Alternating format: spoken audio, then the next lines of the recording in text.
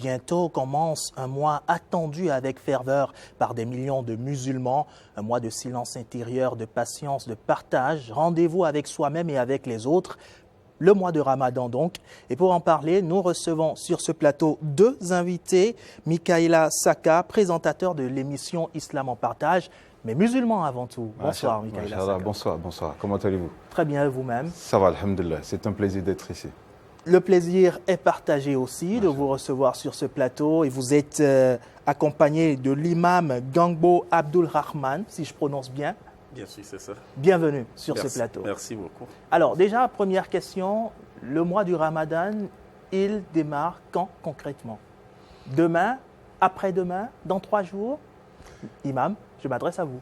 Merci pour la question. Selon les principes de l'islam, on attend toujours l'apparition du nouveau croissant lunaire pour annoncer le début d'un nouveau mois. Et le mois de Ramadan, c'est un nouveau mois. C'est le 9e mois de l'année lunaire. Et le mois qui précède Ramadan, Sha'ban, compte 29 ou 30 jours. Ça dépend de l'apparition. Donc aujourd'hui, c'est le 28. Demain, mardi, le 29. Si le croissant apparaît, on annonce le début du mois de Ramadan. Dans le cas contraire, on compte les 30 jours pour commencer par la grâce d'Allah le soir la nuit du jeudi, c'est-à-dire le mercredi soir. Très bien. En attendant d'y arriver, Mikaïla Saka, vous êtes le présentateur de l'émission L'Islam en partage. Rappelez-nous, cette émission, quel est son but?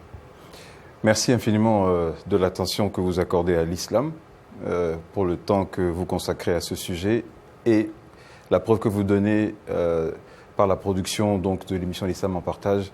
C'est un rendez-vous que nous voulons important pour les musulmans et les non-musulmans qui ont besoin d'en savoir plus sur l'islam en dehors de tout ce qui peut se dire, qu'il s'agisse des rumeurs ou fausses informations. Du coup, en cette période de jeûne, elle a aussi tout son sens. Mais c'est important d'accompagner les musulmans, en particulier dans ce mois, dans la compréhension du mois de Ramadan, dans la pratique qui doit être la leur au cours de ce mois, de ce qui est obligatoire, de ce qui est facultatif, en tout cas des habitudes qui sont les meilleures pour avoir la grâce d'Allah subhanahu wa ta'ala, une fois qu'on est soumis à lui, comme il l'a enseigné à son messager, le prophète Mohammed sallallahu alayhi wa sallam, et lui, comme il nous l'a transmis fidèlement. Très bien. Et Imam Gangbo, pour vous, que représente la télévision dans l'éducation religieuse musulmane? Alhamdulillah, comme nous le savions, la télévision, c'est un moyen de communication. Et la religion, c'est la communication. Il faut communiquer pour faire comprendre ce que l'on doit faire. Et suivre la télévision, écouter la radio et tout autre réseau social pour avoir les informations, c'est important. Du coup, ça peut aller même vers l'obligation. Et l'émission L'Islam en partage, selon vous, est-ce qu'elle représente un guide pour les musulmans? Particulièrement, ce que vous dites, c'est vérifié. Déjà, à partir de quelques émissions que des fidèles ont suivies, Masha'Allah, beaucoup d'imams ont reçu des appels téléphoniques, des témoignages pour montrer vraiment leur satisfaction, leur joie. Et on souhaitait que cette émission continue dans les jours à venir. Si vous le permettez, cette émission, c'est 3 choses. Premièrement, c'est la rencontre entre des jeunes sachants de l'Institut de la langue arabe de la culture islamique du campus et de beaucoup d'autres sachants, imams et prédicateurs.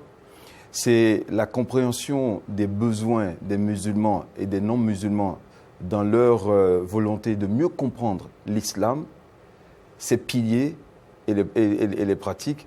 Mais c'est surtout, pour moi, à titre personnel, une expérience extraordinaire que de faire ce qu'on appelle dans l'islam le djihad, le combat au service de la foi en Dieu et en lui seul. C'est ça. Voilà. Donc, imaginez pour nous ce que ça représente que d'être à domicile de ceux qui ont besoin d'avoir des réponses. Parce que nous, on ne donne pas des leçons, mais on répond à des questions. Quelle thématique majeure allez-vous d'ailleurs aborder durant cette période de jeûne de Ramadan qui démarre bientôt?